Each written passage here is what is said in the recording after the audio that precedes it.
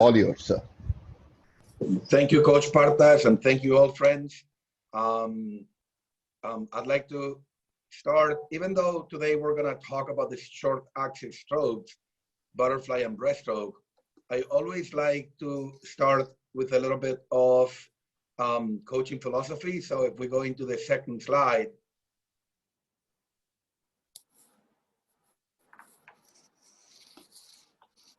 Second slide, please. There we go. Basic coaching philosophy is coaching consists of helping other people learn at a faster rate than if they learn on their own. So go back, please. Don't move too fast.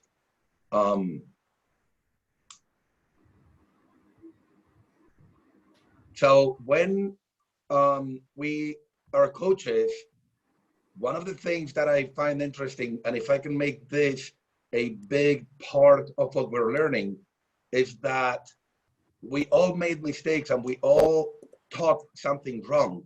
There's things that we thought were the way to do this, and right now they're done in a totally opposite way. And what I present in this slide is precisely a stroke pattern of the first Olympic champion that I worked with. His name was Martin Zubero, and he was the Olympic champion in 1992. I was a young assistant at the University of Florida. And as you can see in the stroke pattern, he moved the arm to the outside, and then he did a last sweep, moving the hand very far away from the hip, and then sweeping from the outside to the inside. Now, we thought that was a great pattern, and we had invented something new. And he broke the world record. So my boss was very excited, and I was very excited. And what's my surprise that nowadays people are swimming a lot more linearly, doing the pull with a much straighter arm pull. Now, I've made the same mistakes myself with almost every stroke. I had an assistant that taught butterflyers to undulate from the shoulders, so shoulders up and down, which of course we all know now is wrong. And as coaches, what we try to do is teach people from their own mistakes. And don't be afraid of knowing that you taught something that was wrong. We thought the S pattern was very important. We thought bending the elbow a lot during the recovery was very important, but now there are different theories that go in different ways. So be open to learning different things, and always think what I'm doing as a coach is going to help my student, my swimmer, or my assistant to learn how to swim, coach, or study at a faster rate than they would if they were doing it on their own. And now we can go into the second slide. And I just want to take 5 minutes to talk a little bit about philosophy, because I feel like as coaches, we need to have a very clear idea of why we do this and what we believe in. Second slide, please. So yes, 2 days ago, I was listening to Nihar, and I found his clinic, his class, very enlightening, very enlightening. And so many things that he says are literally things that I have said before and that I believe in, okay? So when we start as coaches, many of the things we believe in are almost slogans. There are things that we repeat time and over again, but we need to internalize them and believe in them. The one phrase he said that I love, absolutely love: create an environment where champions are inevitable. Stop trying to coach an Olympic swimmer and coach an environment where that Olympic swimmer has to happen because everybody around them create that pressure area to bring everybody forward. Create a support group. Don't try to be a coach on your own. No one coach knows everything that's needed to create an Olympic champion. Involve the parents and be on the same line. Involve the other coaches. Involve doctors. Involve nutritionists, physiotherapists. And the other comment that I felt Nihar said, and is very important, but may be misunderstood, is that kids until they are 13, they have to have a lot of fun doing the sport. Now that doesn't mean they train easy.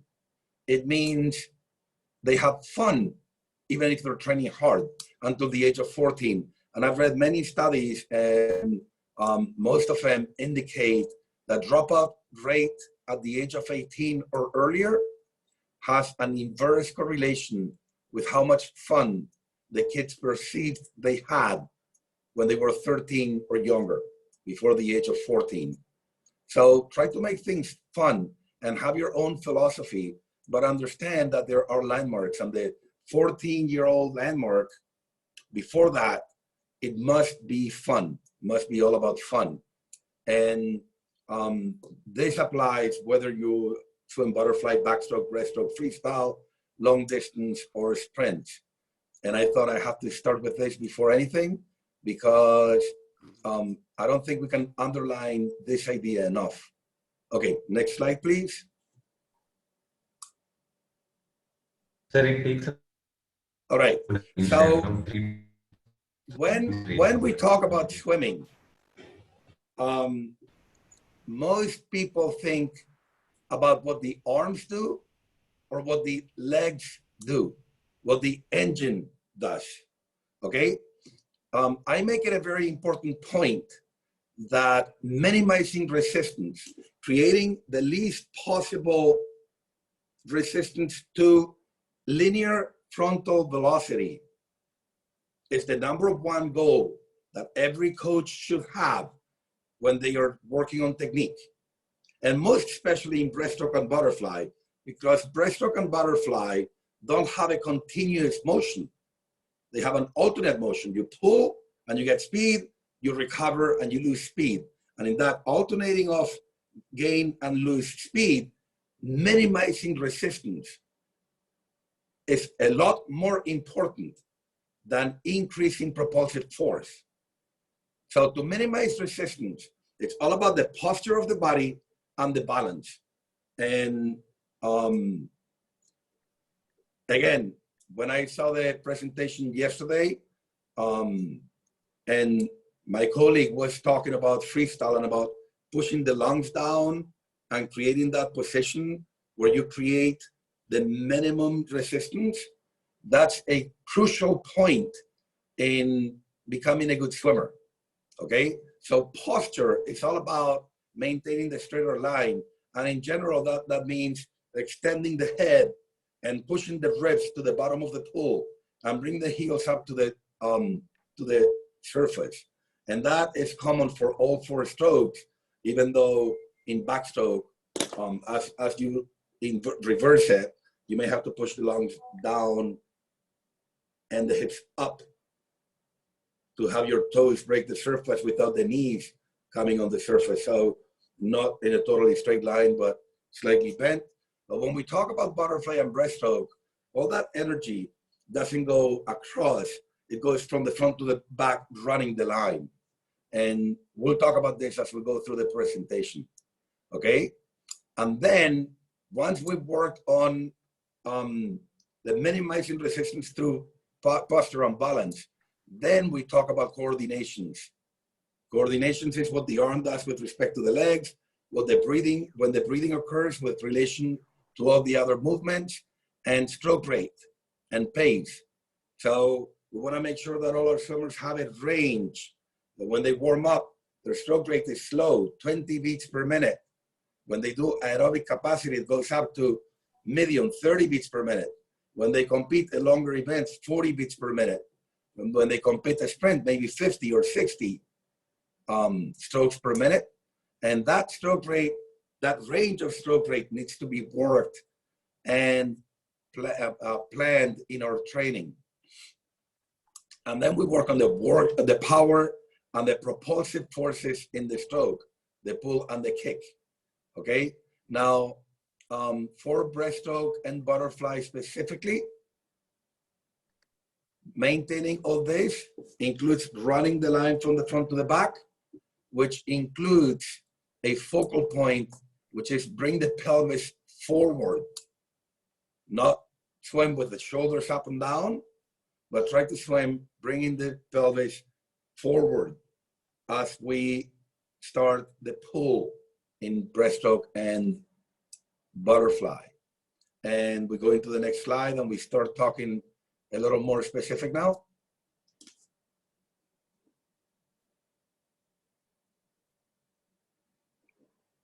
Okay, so again, when we're working on our strokes, it's a lot more beneficial on the long term to work on minimizing resistance and trying to be narrower and move to the front and avoid all those wide angles up and down than it is to increase propulsion.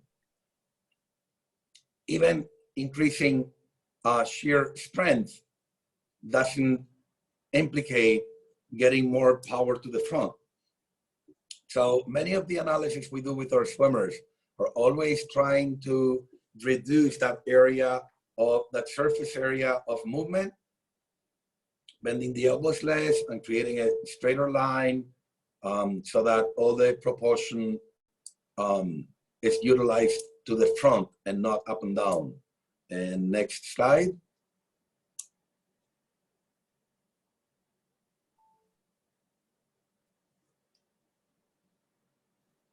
Next, please.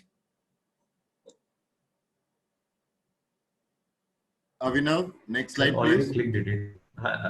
It'll take Sir, seconds to change. Actually, the internet is very slow, I think. my, Okay, so yeah. general drills that we use for minimizing resistance. Okay, number one, we float in the water on a streamline with the head down, and without kicking, learn to bring the heels up. Learn to find that balance where you become straighter and push the lungs down on that straight line and bring the heels up. And we do that drill every week on the front, on the side, and on the back. They change from one front to the side to being totally on the back and bringing the toes up. So they learn to become longer. And I can promise you, as swimmers start, they have difficulties bringing the heels up, but as they practice this more and more, they learn, if not to bring the heels out of the water, at least to maintain that horizontality slightly under the water. And every time I see people starting, they have a bend in the curve of the swimmers because they don't know how to activate the proper back and glute muscles to keep that body firm. Now, coaches, as you practice this, you will start feeling how much value this will have in minimizing resistance without having to increase the power of the kick.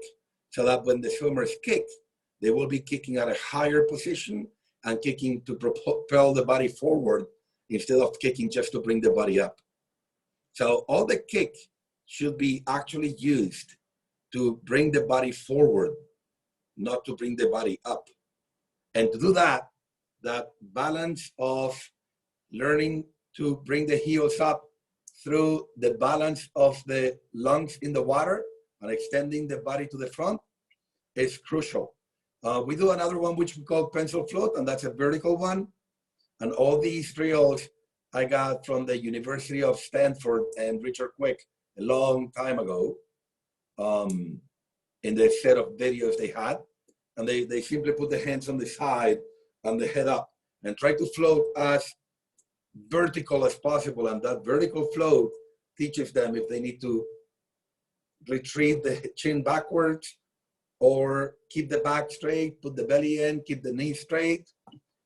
Okay, and finally we learn to kick on the side. When we kick on the side, there is an expression that may help swimmers teach how to bring the ribs down to the bottom of the pool. The Americans use the expression press the T, and the T refers to the sternum and the clavicle. And for butterfly and breaststroke, as they kick, they should try to press the T slightly, press the sternum and the clavicles to make that buoyancy work to the favor of the swimmers. After we work on minimizing resistance, we work on proper coordinations. And the drills we use for coordination are infinite. But some examples are alternate kick. So we do butterfly swim with freestyle kick. Now that has the benefit of increasing the acceleration of the recovery to the front. Because if you're doing a constant freestyle kick and you do the butterfly pull and stop the hands by the side, your body will sink. So it'll teach you to throw the hands to the front faster if the freestyle kick is constant. The same happens for breaststroke. Swimmers that stop their hands in front of their faces right before the recovery. A breaststroke with a freestyle kick will teach them to strike the arms to the front much faster. That striking the arms to the front minimizes the time we are in the moment of maximum resistance, therefore maintaining that frontal velocity to the front. Okay, we swim with only one arm. We do big glide swim where we just finish the stroke and try to find the position of minimum resistance, stay in the front and find that balance of minimum resistance. And then for increasing propulsion, which like I said is the very last thing we do, we try to teach them, and we value very highly the high elbow position. Okay, so to work on that high elbow position, the dog paddle we do is we make them touch with the thumb or with the pinky, the armpit, while the elbow stays next to the ear. And then they do a full pull. If it's butterfly, they'll touch and they'll do a full pull. And if it's a breaststroke, they touch and then they do a full pull. And we're trying to teach them to point the fingers down with the elbows next to the ear rather than going to the outside.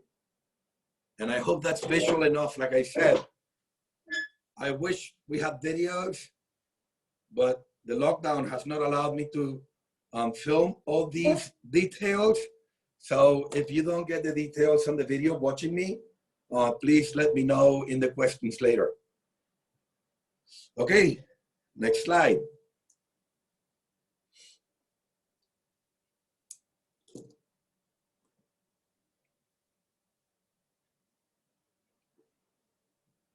Okay, so when we talk about breaststroke specifically, posture, line, and balance for breaststroke is a very specific situation where we want to make sure that the swimmers have the head under the fingers, and the fingers, when they're extended to the front, strike in front of the surface of the water, not too much below it.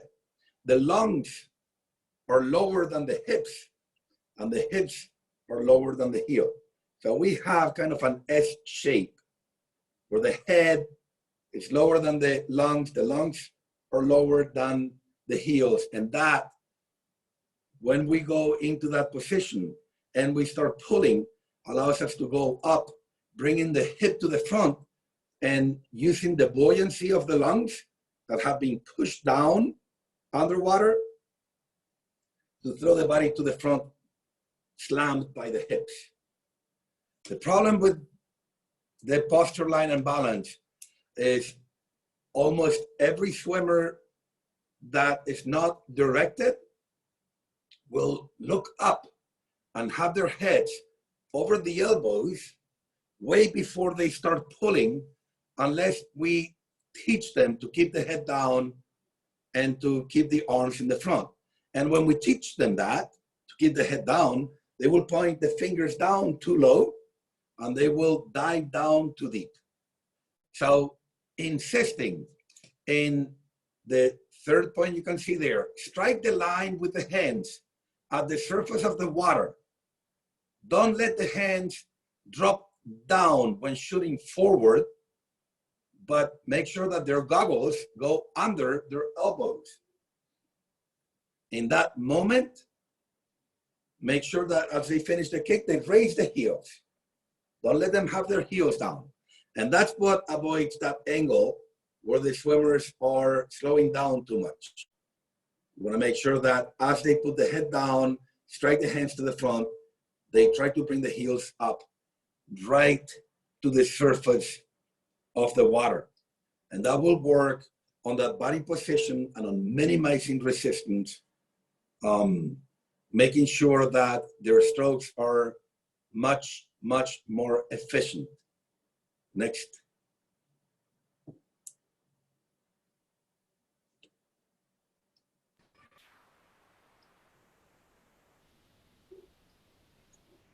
Do we have the next slide? Sir, I already clicked it. It's a little low. It's okay. I think we're going at a good pace. I wanted to finish so that we had 15 minutes for questions and answers, and I think we're going okay.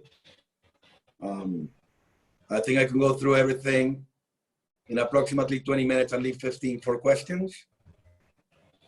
Okay, kicking. It's very important when we kick that we try not to bend the knees towards the chest, but rather that we bring the heels back. So let me see if I can show it here. So instead of creating an angle here, we want to make sure that we keep a straight line between the shoulder, the hips, and the knees, bringing the knees backwards and kicking. And that is one of the main focal points when we're working on the kick. And I cannot see the slide now. I don't know why. Can you all see the slide there? Sir, I've shared it again. Actually, my internet connection is very unstable right now. We are experiencing. Okay, I got it back. I've shared it again. So we kick both on the front. Abhinav, if I need to load mine, just let me know. We kick both on the front and on the back. If I have trouble at this time, Streamline, yeah, and with the hands by the side. So when we kick with the hands up by the side, I literally make them touch the heels like you saw me do a moment ago, okay? And when we kick on the back with the hands on the side, the focal point for the coach is don't let the knees come out of the water.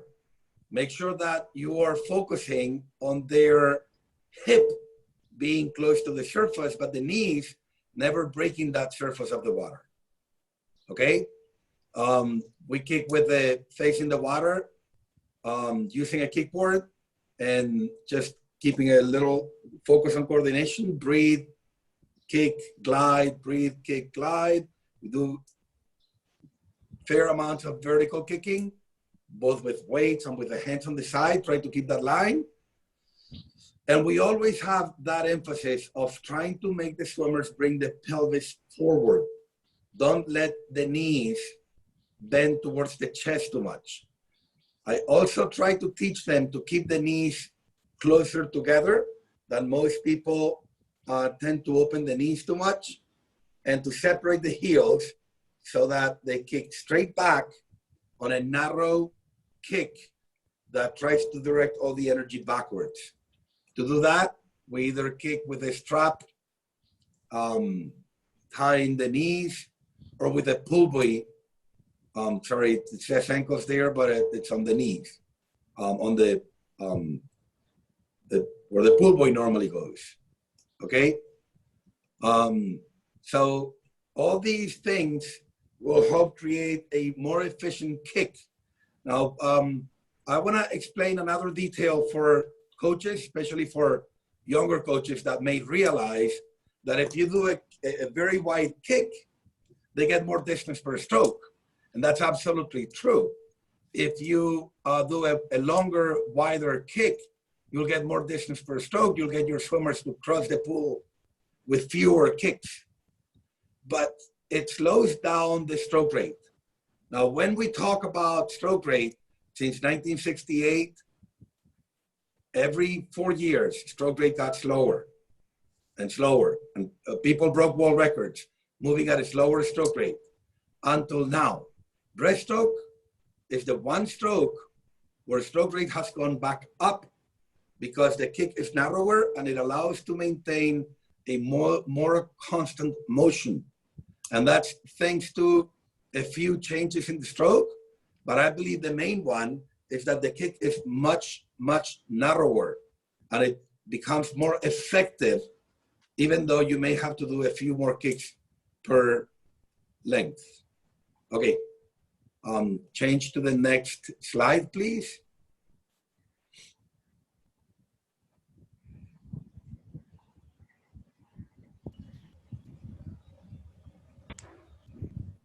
Okay. So these are many of the drills we do. And again, we drill number one, where we manipulate the lungs with what we call the Cobra Drill. The swimmer's skull opening the arms as they put the lungs down, and they do a pull, and they try to strike with the hands up in the air towards the flags. If we have the flags, we put them at the 5-meter mark, and they try to strike the hands up towards the flags. And this teaches them to throw the hip to the front very strong. Because if they want to bring the hands up towards the flags, they bring that hip to the front with a very hard snap. But they bring the hands to the front with the hips. After, while they open the arms, they learn to bring the head and lungs down. Again, trying to manipulate the body so that that buoyancy that we get from pushing the lungs down is used as it pops back up to strike the hips forward to the front. I think we all do the 2 kicks, 1 pull, just streamlining and getting the swimmers underwater on a good streamline, or 3 kicks, 1 pull. We do a lot of underwater swimming, and in breaststroke, we do 3 strokes underwater and 3 normal. And we do underwater, trying to keep the elbows away from the ribs. So we're doing the pull, but we're not allowing the ribs to come down and touch the elbow, or the elbows to touch the ribs. Okay, so when we swim underwater, it's important that we maintain the same technique, and we're trying to go to the front a little quicker and maintain more streamline and feel that frontal linear velocity without any energy dissipated to the sides. We do a lot of breaststroke pull with freestyle kick or butterfly kick. I used to do more fly kick, and freestyle kick I like much more better now because it maintains more constant motion and more acceleration to the front with the arms. And finally, a drill that we do very much with younger kids is breaststroke, not from one side to the pool of the other, but across the pool. And they breathe between the lane lines and then dive to the front and kick under the lane line. So they learn to fully submerge and pass their bodies under the lane line. Breathe between the lane lines. And if you have a 50-meter pool and the lanes are 2.5, for younger kids, we may allow to do it at 2 kicks per pull, but normally kids will do a 1 pull and then put the head down, go under the lane line, and breathe in the middle. When they practice this a couple of days, they get very good at it. And they seem to enjoy it very much. Get the whole team, put them on the side, and swim across the pool instead of crossing the lane.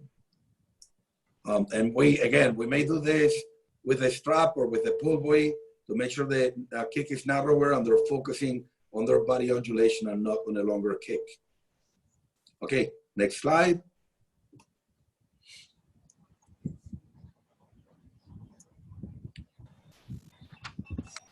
Okay, so now we go into butterfly, and I'm gonna try to do the same breakdown, okay? The same breakdown in butterfly. We start trying to teach the swimmers posture, line, and balance. In butterfly, we don't pull the lungs down quite so much because you never submerge when you are swimming, but you do want to push the ribs down so that the heels can come up closer to the surface and you maintain a better streamline, okay? It's very important to stress the core, how strong the abs and how strong the line of the body running through makes the biggest difference in butterfly. So when swimmers swim butterfly and they're pulling, they're trying to pull the hands towards their feet. It's very important that they try to bring their pelvis forward. And many of them have a loose core and they have a pretty good underwater technique, but they don't swim fast and we don't know why. And when we get them analyzed, or when we have seen the analysis from FINA, we realize that their core is very unstable. So all the energy, instead of throwing the speed to the front, dissipates through the body. To not dissipate through the body, as we pull, we need to bring the hip to the front. And as we kick, we need to bring the hip up. So make sure that that core is very well worked, that when we swim butterfly, we swim from the shoulders down with the whole body, not just with the knees, okay? Try to focus on the shoulders being close to the surface rather than up and down. So when you breathe, try not to come up too much. You breathe as fast, as flat as possible. If you see any videos of Mark Spitz versus Michael Phelps, and you see the difference on one of them looking up and bringing the shoulders up, on the other one being very flat, looking right straight in the water. When you see people like Dennis Pankratov breathing to the side, so his shoulders will be very flat. It's very important that the motion of butterfly starts from the shoulder down, but the shoulders don't move up and down very much, okay? It's also very important that we get as long as possible when we go to the front. I see too many swimmers that point the fingers down too quick, and we need to get them to throw the arms to the front with more speed and also with a little bit more elasticity, because that elasticity may give them 5 more centimeters per stroke. And those 5 more centimeters per stroke, which we may be discarding, over 40 strokes, that will make 1 meter difference, almost half a second. The difference between winning at the Olympics or not making the finals or the semifinal, okay? And finally, when we do the recovery in butterfly, don't push all the way back so that the hands push water over the hips. Once the hands get past the belly button, relax the arms, give up that last 1% and let the hands go to the side so that all that speed is transferred into the recovery and not stuck over the hips. So we always try to have a butterfly that looks like we're swimming downhill. The acceleration of the arm doesn't finish at the hips, but rather transfers from the hips to the front. And it's in the front where we get all the speed. And right there where the whole cycle begins again. We don't finish the cycle by the hips and push water over our hips and then throw the recovery to the front. The recovery begins as the stroke finishes. So next.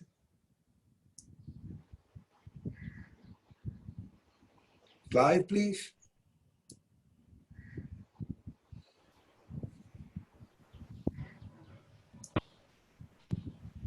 Okay. I know I'm trying to cover a lot of information, and please, when you get to use this information, let's try to use it one idea per day, because it may be a little confusing. So I hope you will all get this presentation and then try these points one at a time, because all of them together may be a little too much. Now, like I said, the kick starts at the chest and we run through the whole body, okay? And it's like my colleague was saying in the class yesterday, don't kick from the knees. We kick from the whole body. So if you want to connect the whole body and learn to kick from your core, one of the drills that we use, and it's a very slow drill, and swimmers get very desperate with it. We put a pull weight between the ankles and we try to kick. And swimmers go very slow. But as they get better, they make a connection between their ankles and their body. And they learn to kick on a more fluid, more constant, and more connected fashion. Again, this drill was given to me by Dr. Sokolovas, and many of these drills come from other people. I don't want to sound like I'm taking credit for inventing any of these. I just passed them on like they were passed on to me. We do streamline kick on all sides, on the front, on the back, on the right side, on the left side. And as a matter of fact, one of our most common warm-ups include going across the pool under the lane lines, and they go underwater. They do 4 kicks on the front, 4 on the side, 4 on the back, and 4 on the other side. And we make them go across the 21-meter pool on those 16 kicks. 4 kicks on the front, 4 on the side, 4 on the back, 4 on the other side. They get very good because as you change from the front to the side, you involve the hips a lot more, but you change the angle and you make a slight mistake. And when you go to the back, you learn to correct that mistake. So you gain a lot of awareness by doing underwater kick, 4 kicks on the front, 4 on the side, 4 on the back, and 4 on the other side. We also do a lot of kick on the back with the hands on the hips. And the whole idea is that as we kick, the hips and the hands oppose each other. So they're learning to bring the hip up as the hands go down, and the heels go down, and kick down as the hands go up. And then we're trying to learn to involve the whole body to make sure the head is stabilized. We may make them do it with the paddle on their head, so the head cannot move up and down. They put the paddle on the head, kick on their back, with the hips going against the hands. Hips go down when the hands go up, hips go up when the hands go down, but the shoulders cannot move up and down because the paddle would fall. Okay, and I hope you're all understanding all these examples. I'm trying to be as visual as possible, and the few cameras that I see, I can see people paying attention, so I hope you're all getting most of these things. Okay, we do a lot of kick holding breath. So we do it with the kickboard and put the head down, and I try again to make the head not pop up and down. And we do a lot of kicking with fins. And we do a lot of kicking without fins. Next slide, please.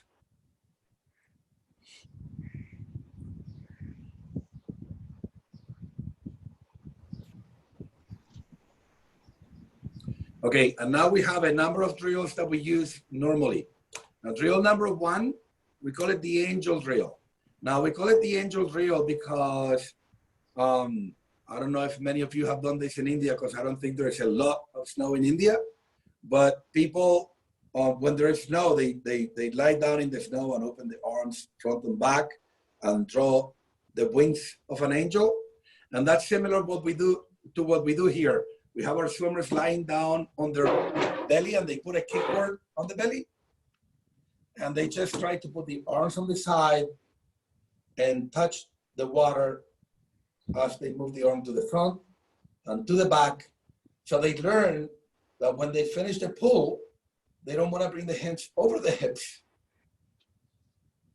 This will cause a lot of pressure on the shoulders and create injuries. Instead, when they finish a pull, they want to pull right by the hip to the front. So we do that angel drill where the swimmers are floating and they're trying to touch the surface of the water with their hands to the front and to the back, and trying to learn to do the recovery without creating a lot of pressure on the shoulder joint. We do many arm combinations, 3 with the right arm, 3 with the left, and 3 with both, 2 with the right, 2 with the left, and 2 with both. Any type of combination, okay? We do 3 strokes with the right arm and then streamline, 4 kicks, 3 with the left arm, streamline, 4 kicks, 3 with both, streamline, and 4 kicks. And of course, we do gliding in the front and 4 kicks and 1 pull. And that gliding in the front, we're always trying to find that position of minimum resistance. We do a fair amount of butterfly arms with freestyle kick. Like I said, trying to teach to bring the hands to the front more fluidly. And we do a couple of resisted recovery exercises where we do 2 kicks in the back and then throw the arms to the front, 2 kicks in the front, do a pull and keep the arms on the side. So we call that resisted recovery. And we do some flight releases, which is just trying to get the arms to the front faster. We, in land, we get a TheraBand, and with the TheraBand, we make them work on a faster recovery. Step on the TheraBand, grab it with the hand, and throw it to the front quicker. Now, when we do the recovery in butterfly, one of the ways to avoid putting too much pressure on the shoulders is that they start the recovery with the palm facing up. And they turn it to the front, so the palms are flat as they enter the water. They start with the palm facing up, turn to the front, and keep them flat in the front, so that the shoulders don't have as much pressure, because as you finish here, my thumbs are coming out this way. Where I see some people going with the hands open like this, that creates too much strain on the shoulders. So I recommend that we don't do that, that we release with the palm facing up and accelerate to the front as the palms come flat to the front. Next, please.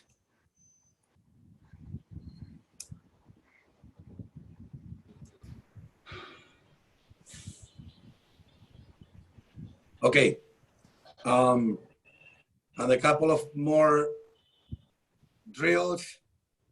Again, the sculling, which just like in breaststroke, we try to focus on bending the elbow and touching the armpits with the pinky, so that they're learning to point the fingers down quickly. Trying to keep a narrow pull, because most people that start swimming butterfly, as I film them, open their arms way too wide and point the fingers to the side instead of pointing them flat to the bottom of the pool. So as we can teach them to point the fingers down and not sideways, we do the drills to reinforce that idea, okay? We try to make sure that the hands push the water towards the feet and not to the thighs. We try to teach them to push the water straight back and not squeeze together, okay? And again, for many years, I was taught and I taught to do that keyhole and to move the wrists back and forth. And now the scientists that we consult tell us that it's much, much better and more efficient to pull straight and to keep the palms facing the feet and push straight backwards. Okay, when we work on timing, we try to time exactly the first kick when the hand enters the water and the second kick when the hands exit the water. And for most beginners, they enter the hands, and then they glide the hands to the front and lift the wrists, slowing down and making the second kick come before the hands exit the water. It's important that we teach them that we kick when the hands come in the water, start pulling right away, and have the second kick right when the hands exit the water, okay? And the breathing, we teach them to breathe before the hands exit the water, and to put the head back in the water slightly before the hands go in the water. So the head always precedes the hands slightly. Of course, there is a big tendency nowadays to almost keep the head rigid and go in with the hands. So it's a very, very subtle before, just slightly before, okay? But it's very important that we try not to bring the head up and down very much, but to keep all the energy to the front, whether we breathe or we don't breathe. Next slide, please.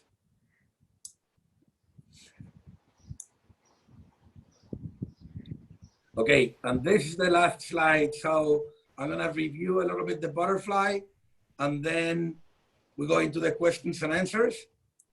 Okay, so make sure that when you swim with your whole body. Run the energy through the line, not just the knees, for the whole undulation and for the kick, okay? Try to prevent or break the habit of doing a real big underwater kick that goes up and down, especially if you film underwater and you see the hands and the shoulder going up and down, okay? From the hands to the shoulder should be a very straight line, going straight to the front, and from the shoulders down is where all that undulation comes. But that whale tail, that big kick going up and down, shows in the hands to the shoulder area, moving up and down and dissipating all that energy instead of going to the front, okay? Try to prevent looking forward when you breathe and looking down when you put your head in the water, and rather try to keep your head a little firm. And when you breathe, elevate the head as a unit with the shoulders and look right in front of you, not opposite. And when you go down, try to get the hands in the water and extend the neck, and don't let your shoulders go under the line of your body, okay? And try to prevent using the elbows to start, using the elbows to start the recovery, bending the elbows. Stay low and relaxed and throw the hands to the front very straight. So if you do the recovery bending the elbows, you're definitely losing energy. If you slide to the side and keep the arms very straight and throw it relaxed and powerful to the front, you will get a lot more speed with the hands going towards where we want to go, and have the feeling of swimming with the flow, swimming downhill instead of swimming uphill, because we're forcing all the energy up and down too much, okay? Also, when you kick, try to get the hands in the water and bring those hips up a little bit. But when you get your hands out of the water, make sure that you splash, get your toes out of the water. So I think you've all seen people, the coaches that have enough experience have seen that the first kick is silent. And the second kick, when the hands come out of the water, that one creates the splash. One kick with the hips and the other one with the toes coming out of the surface and creating that splash, okay? And when you plan the workouts, try to avoid having your swimmers swim survival, long distances without form. Make sure that you design the workout to the amount that they can swim with proper technique, with proper coordination, okay? Because if they start doing survival swimming, they start doing that glide and lifting the hands up, their timing between the shoulders, between the entry of the hands and the kick will not be the timing we want, and it'll affect their overall performance, especially in the shorter one butterfly. Okay? And like I said, start the recovery from the belly button and start pulling it to the side rather than pushing the stroke all the way over your hip and too elevated in the surface, because then the hands will get stuck here and you'll have to use active energy to throw the hands to the front, slowing you down. So we want to give up that 1% of stroke power to throw the hands to the front and get all the energy towards our destination, to the other side of the wall, not getting the hands stuck to the back, to where we started, where we don't want to go.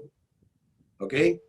So, sorry about not having been able to be a little bit more visual with videos, and I hope I covered most of the things we do in Tanyapura and with our butterflyers and breaststrokers.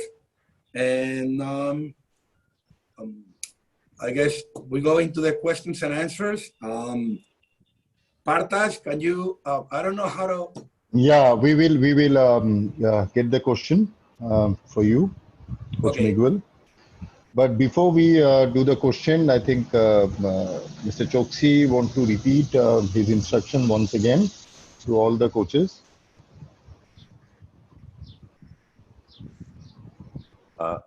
Yeah, I saw that when we made the announcement, a lot of people have logged in after that announcement. So we are repeating the announcement that you will be receiving an email and an SMS if you have registered through the SFI portal for these workshops. In the email or SMS, there is a link which you can click for submit the daily feedback. The daily feedback is important for logging your attendance in these sessions, especially for those who are keen to obtain the participation certificate. Please do not forget to click the link which you get daily in your SMS and email. Partha, could you do that in Hindi, and then we go with the questions. Hindi is sir आप सभी लोग को एक link share किया जाएगा जो देख के I'm sorry, Monal sir, can you take the Hindi please? Okay, don't worry. हाँ, so basically जो announcement ये है कि आपके SMS या email में एक, अगर आपने SFI के पोर्टल के थ्रू रजिस्ट्रेशन किया है इस सेमिनार के लिए, तो डेली एक लिंक आएगा, उसको क्लिक करना है, उससे एक फीडबैक फॉर्म खुलेगी, फॉर्म भर के सबमिट करोगे तो वैल्यूएबल फीडबैक हमें मिलेगा और वो फॉर्म आपकी अटेंडेंस लॉक करने के लिए भी काम आएगा। ये लिंक 11:30 तक ही खुली रहेगी, 10 बजे से 11:30 तक डेली, और डेली आपको लिंक मिलेगी। तो आपका सेशन के बाद ईमेल या तो SMS देखना ना भूलें, only if you have registered through the SFI portal. ये साई कोचेस को नहीं करना है क्योंकि साई आपकी अटेंडेंस ऑलरेडी लॉक कर रही है। खास करके पार्टिसिपेशन सर्टिफिकेट अगर लेना चाहते हैं तो ये करना जरूरी है। Now question for Coach Miguel. I'm reading one of the question. After the first pull and right before the kick, there's a date period losing speed in breaststroke. My question is, what's the better way of doing it? 1. Kick should follow pull immediately with a slight left of the upper body, or is it wave-like swim by an active head-ridden shoulder, head, upper body move? This question has been placed by Mr. Dilip. I don't know if I understand it, but I understand that right after the pull, it's asking if you get the arm straight and then kick, or if you kick before you get your arms totally straight. Is that correct? I think so. Okay, so I think the very important thing is that we get the arms to the front as quick as we can, okay? And that as we start the in sweep, legs are very straight. In sweep, the legs are very straight.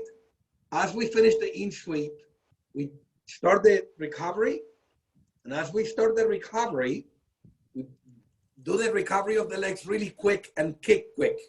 So that you kick when the arms are totally extended. You kick when the arms are totally extended, but the time wasted between bending the knees and kicking is very small, because that's where we lose most of the speed, is in that people bend the knees too slow, and then by the time they do the kick, they've lost a lot of speed. So we create a lot of resistance by bending the knees. Now, I'm gonna touch on another small point because I think this is important. As we bend the knees, it's inevitable that we are going to create resistance. If we bend the knees with the feet separated, we'll create a lot more resistance than if we bend the knees with the heels together, but separating the knees a little bit. You see that? If you keep the knees together and you separate the feet, you create a lot more resistance. So bend the knees with the toes together quick, and then kick when the hands are fully stretched to the front. But when they're fully stretched to the front, with a very dynamic, ballistic recovery of the arms. Arms need to be thrown to the front like they're a bullet. Go to the front very quick. And then right after they get to the front, then you kick.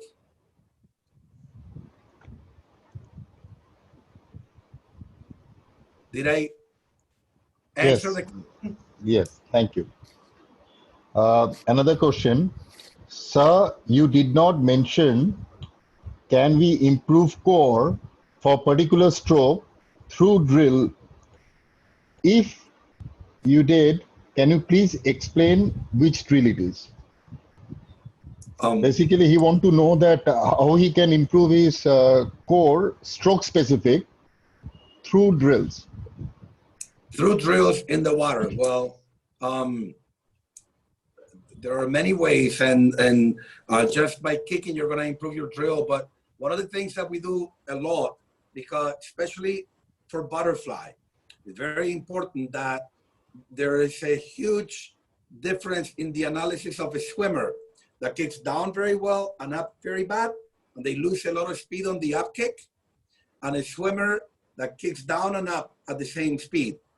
So if you look at the analysis, for instance, of Sajjan, his down kick reaches 2 meters per second, his up kick reaches 2 meters per second, and then he bends the knees. But both down kick and up kick maintain that same maximum speed.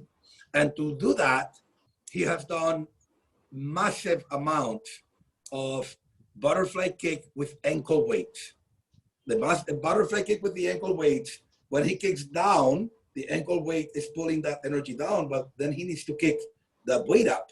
And that kick with the weight up, plus a conscious awareness of why we're working that, has improved that up kick majorly. Now, when we work on the core, we also do with the weight on the hip. And we're doing the butterfly kick with the weight on the hip, and we're trying to bring that weight up, and we're going on our back. Butterfly kick on the back with a 5 kilo weight on the hip, and we're trying to work on that core. But I think no swimmer, we can't fool ourselves. If you want to be an elite swimmer, you need to do dryland work. And you need to do massive amounts of core training in dryland work. And you need to attack it from multiple angles. Do Swiss ball, do Pilates, do normal abs, do all kinds of work, do hanging abs. If we don't work the core out of the water, you're not gonna get it developed as much as I think you need to be an elite athlete nowadays. Thank you, Coach Miguel. I can see there's another question. Sir, you specially mentioned that strong kicks are not enough to create a propulsion to make a forward movement. Apart from the T, do you have any other suggestion to make the breaststroke kicks fast and strong along with great propulsive force? Well, I didn't mean to say that the kick is not important at all. Huh? What I said is that when we're talking about balance, don't use the kick to balance the body up. Use the kick for propulsion backwards. Okay. Now that being said, we do work on a lot of amounts of kicking. We have 2 mornings per week dedicated completely and power pulling and kicking, and we do 2,000 meters of kicking, and we do kicking at 45 seconds per 50 at some of the intervals. So you can't avoid the hard working kicking. For butterfly and breaststroke, kicking is paramount, and we do kicking in the normal fashion as well as we do it in different ways. We kick against the wall. We do a flip turn, go down to the bottom and kick against the floor, and then do a flip turn and jump from the bottom of the pool and kick to touch the flags. And that triangle, kicking against the wall, flip turn, kick against the floor, flip turn, and go up and try to touch the flags as you kick up those 5 meters. We may do that for 45 seconds and rest 15 seconds and do it 10 times. So we have a lot of variety, but I think the kick sets should cover the whole scope of training. So aerobic capacity in kicking, that's 30 minutes of work with short interval rest. We'll do a couple of times per week. Power kicking with speed work and with underwater hypoxic training, we'll do that a couple of times per week. Lactate work with kick or with all out, but with fins, we will do at least once a week. We cover the whole scope, not just one exercise. Sure. The third question is EVF is important in butterfly as well? Oh, absolutely. Early vertical forearm, yeah. Yeah. I mean, we talk about touching the armpit, and EVF, early vertical forearm, having the elbows bent and pushing the water with as much surface as we can backwards instead of downwards is paramount. The whole energy of our body needs to go not only early forearm, but look at my elbows pushing the water with my hands. We don't swim with our fingers. We swim with our whole arm, and this will involve the bigger muscles of the lat area and the pec area, and will make us have a lot more power as we push the water backwards. So early vertical forearm is crucial in butterfly, and that's why I said when I see swimmers that point their fingers to the outside, which is most of them, I tell them to push the fingers down and point them to the bottom of the pool. And that's all about EVF.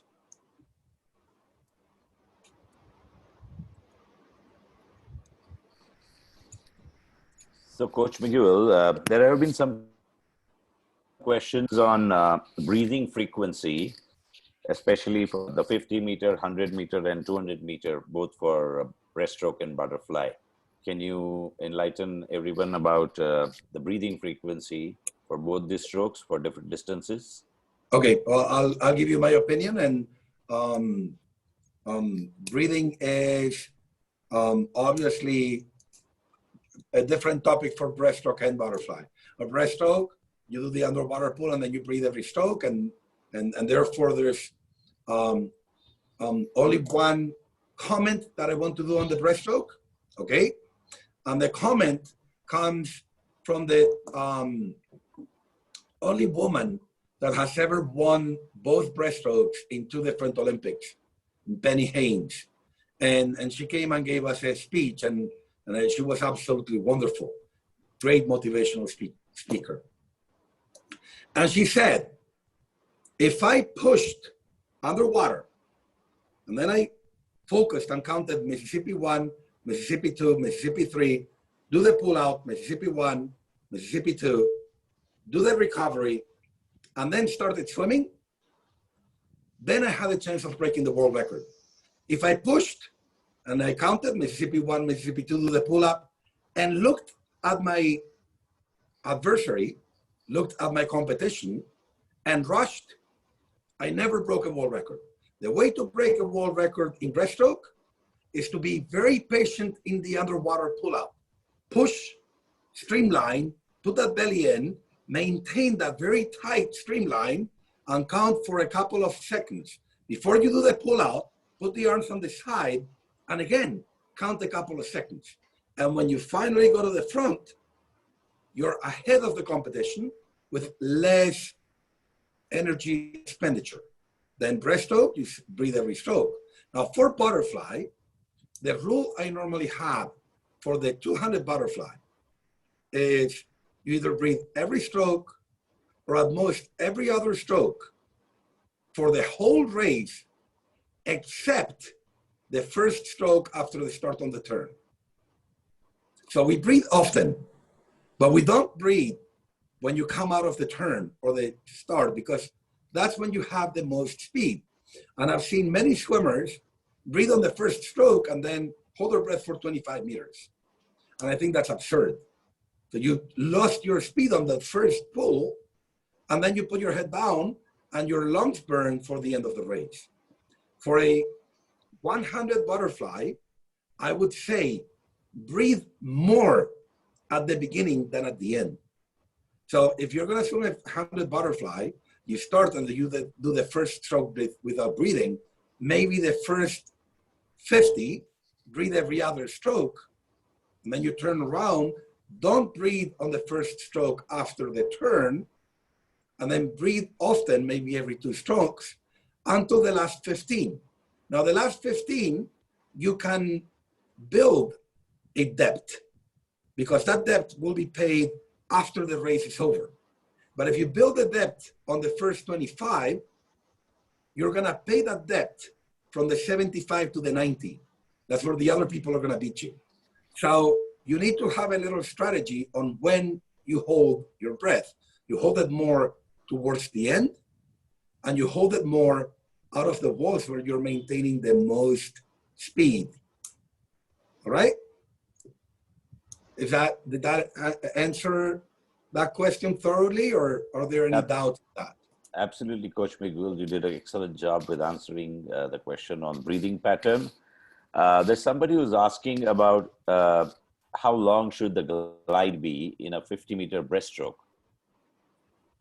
Well, there's no, 50-meter breaststroke, I'm sorry, yeah. There's no limit.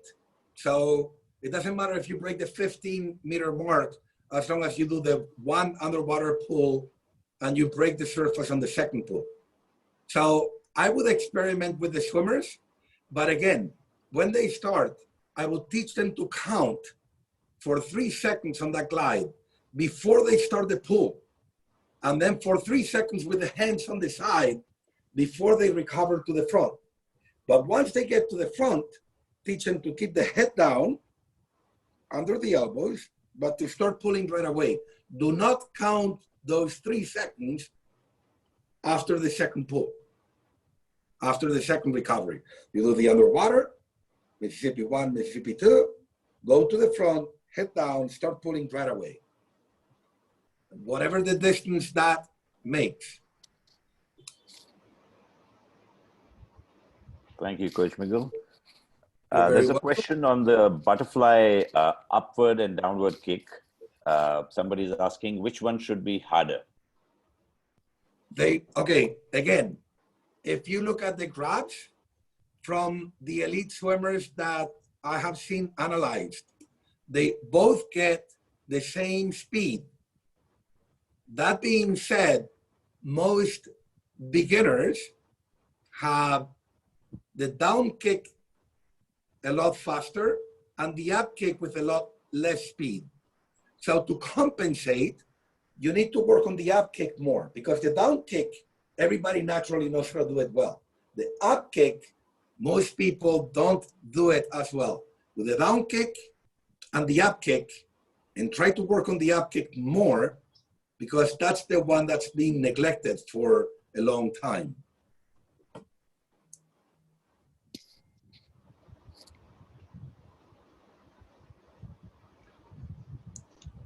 We have heard a lot about injuries in butterfly stroke, and this has been questioned by few people. How do you suggest to overcome that? Well, to begin with, like I said, don't overpull, because most of the injuries, the physiology or the anatomy of injuries is very complex, and we all get injuries in swimming.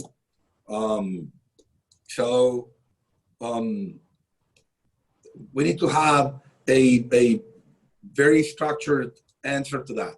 Okay. Obviously, warm up properly and do the dynamic mobility and reinforce the rotator cuff. But when we talk about technique, specifically about technique, I think most of the problem is the long head of the biceps needs to pull down from the rotator cuff. So it creates enough space for that rotator cuff to not have too much friction and get swollen. And to do that, you don't want to have the biceps forced here on the recovery. So again, do the recovery with the arms by the hips and not over the hips. So you don't push that recovery to the point where it creates a lot of friction. And that being said, obviously, we've had our share of injuries and we have recovered them. When I talked to the Dutch national team, and they used to come here and their physio worked with us very much, he said, one of the problems is we force stretch swimmers too much, and they need to warm up with a dynamic mobility routine, which is with constant movement, increase the range of motion to the point that is natural to the swimmer without being forced by an external push, by an external force, and without ballistic throws. So that's another aspect that I think is very important. Now I'm going to add one more. When we warm up particularly slow, and when I warm up, I make them go at a very slow stroke rate. We include a lot of backwards swimming. The butterfly backwards will work on that. Instead of swimming to the front, we swim backwards. And as we swim backwards, we work on the antagonistic muscles and underwater swimming. So we make our swimmers submerge and swim butterfly underwater. And that resistance of the water as we do the recovery strengthens the shoulder without subjecting it to the impact of high-speed recovery. Thank you, Coach Miguel. Nicely answered. One more question. Which kick in butterfly stroke should be more powerful, the first one or the second one? Okay, so here we come into the different events, right? If you watch the Olympic champions, we have people like Summer Sanders, who was the Olympic champion in 200 butterfly, 1992. She only did one kick, the first one. But she won the 200 butterfly. So it seems like the first kick is more important for the longer event.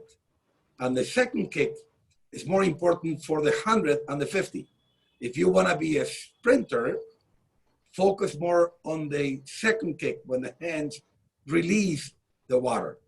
If you're going to swim the 200 butterfly, focus on the first kick to keep your hip higher, and the second kick, do it a little bit softer so that the blood that competing requires doesn't all go to the legs, and you get enough oxygen to feed the arm muscles.